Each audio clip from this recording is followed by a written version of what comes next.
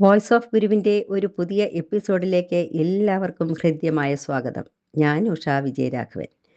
ഓം ശ്രീനാരായണ പരമഗുരവേ നമ. ഓം ശ്രീ ശരതംബയേ നമ. ആചാര്യപാദങ്ങളിൽ പ്രണാമം. ഭഗവാന്റെ മധുരവാണികൾ കേട്ട് സുഗതികളാകുവാൻ ഭാഗ്യം ലഭിച്ച എല്ലാ ഗുരുഭക്തർക്കും എൻ്റെ വിനീത പ്രണാമം. ഗുരുസാഗരം ആധ്യാത്മിക കുടുംബമാസികയിലെ പങ്ക്തികൾ പരിചയപ്പെടുത്തുന്ന ഈ ചാനൽ നിങ്ങൾക്ക് ഇഷ്ടമാകുന്നു എന്നറിയുന്നതിൽ വളരെയധികം സന്തോഷമുണ്ട്. ഇതുവരെയും സബ്സ്ക്രൈബ് ചെയ്തിട്ടില്ലാത്തവർ സബ്സ്ക്രൈബ് ചെയ്യുക, ലൈക്ക് ചെയ്യുക, ഷെയർ ചെയ്യുക. ഗുരുസാഗരം മാസിക ഒരു വർഷത്തേക്ക് തപാലിൽ ലഭിക്കാൻ 600 രൂപ അടച്ചാൽ മതി. വെറും 60 രൂപയടച്ചാൽ സിംഗിൾ കോപ്പിയും ലഭിക്കും. പണമടയ്ക്കേണ്ട ഗൂഗിൾ പേ നമ്പർ 8078188858. വിലാസം അയക്കേണ്ട വാട്സാപ്പ് നമ്പർ 6282319294. മനുഷ്യജന്മത്തിൻ്റെ പരമമായ ലക്ഷ്യമെന്ന് പറയുന്നത് മോക്ഷപ്രാപ്തിയാണ്. മോക്ഷം കൊതിക്കുന്നവർക്കുള്ള ഗുരുതീർത്ഥം നിറച്ച പൂർണ്ണ കുംഭമാണ് ഗുരുസാഗരം മാസിക. അത് നുകരാനുള്ള ഭാഗ്യം എല്ലാ സുഹൃത്തുക്കൾക്കും ലഭിക്കട്ടെ എന്ന് പ്രാർത്ഥിക്കുന്നു. അത് ഏതു പ്രായത്തിൽ ലഭിച്ചാലും നമ്മൾ സുഹൃത്തുക്കളായി എന്ന് വേണം കരുതുവാൻ. ഇനി ഇന്നത്തെ വിഷയം എന്താണെന്ന് നോക്കാം. ഗുരുസാഗരം ആധ്യാത്മിക കുടുംബമാസിക 2026 മെയ് ലക്കത്തിൽ പ്രസിദ്ധീകരിച്ചിരിക്കുന്ന സച്ചിന്തയാണ് ഇന്നത്തെ വായനാ വിഷയം. വായനക്കാരുടെ ചോദ്യങ്ങളും അവയ്ക്കുള്ള ഉത്തരങ്ങളുമാണ് ഈ പങ്ക്തി. ഭക്തിയില്ലെങ്കിലും നന്നായി ജീവിച്ചുകൂടെ? ചോദ്യം: 45-കാരിയായ ഒരു വീട്ടമ്മയാണ് ഞാൻ. ജനിച്ച കാലം മുതൽ ഭക്തിയും വിശ്വാസങ്ങളും പുലർത്തുന്ന ഒരു കുടുംബത്തിൽ വളർന്നയാളാണ്. അതിനാൽ എനിക്ക് ഭക്തി പ്രധാനമാണ്.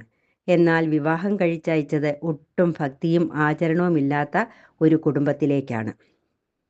ഭർത്താവ് ഭക്തനോ വിശ്വാസിയോ ഒന്നുമല്ലെങ്കിലും ദുസ്വഭാവങ്ങൾ ഒന്നുമില്ല.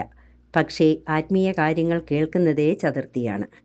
മക്കളെയെങ്കിലും എനിക്ക് ഭക്തിയോടെ വളർത്താൻ കൊതിയുണ്ടായിരുന്നു. എന്നാൽ അതും അനുവദിക്കപ്പെട്ടില്ല. അവരെ നല്ല ശീലത്തിൽ വളരാൻ പോലും സമ്മതിക്കുന്നില്ല.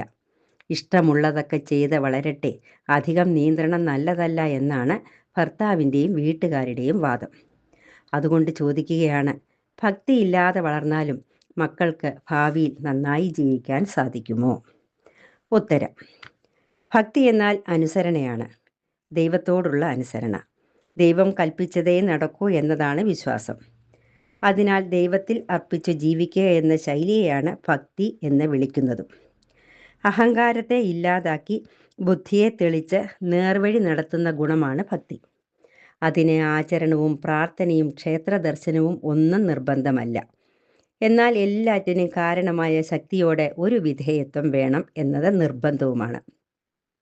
ഇനി ദൈവം എന്ന വാക്കിനോട് അലർജിയുണ്ടെങ്കിൽ ആ ശക്തിയെ ധാർമ്മിക ശക്തിയെന്നോ നന്മയെന്നോ പ്രകൃതിയെന്നോ ഒക്കെ വിളിക്കാം. നാമമല്ല പ്രധാനം എന്നർത്ഥം. പക്ഷേ ഒന്നിലും പിടിയില്ലാതെ കുട്ടികളെ വളർത്തരുത്. ദൈവഭയം ഉണ്ടെങ്കിൽ തെറ്റ് ചെയ്താൽ ദൈവം ശിക്ഷിക്കും എന്ന ബോധം വരും. അത് തെറ്റിൽ നിന്ന് തടയാനും അഥവാ പറ്റിപ്പോയാൽ കുറ്റബോധം ഉണ്ടാക്കാനും ഗുണം ചെയ്യും. അത് സമൂഹത്തിൻ്റെ സുരക്ഷയ്ക്കും ആവശ്യമാണ്.